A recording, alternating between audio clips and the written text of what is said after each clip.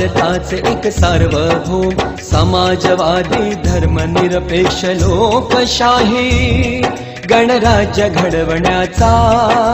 त्याच्या सर्व नागरिकास सामाजिक आर्थिक व राजनैतिक न्याय विचार अभिव्यक्ती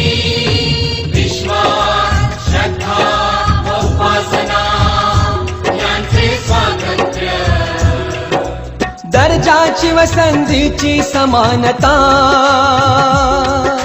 निश्चितपणे प्राप्त करून देण्याचा आणि त्या सर्वांमध्ये व्यक्तीची प्रतिष्ठा व राष्ट्राची एकता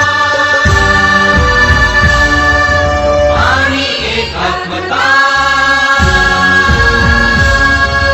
यांचे आश्वासन देणारी बंधुता प्रवर्धित करण्याचा संकल्पपूर्वक निर्धार करून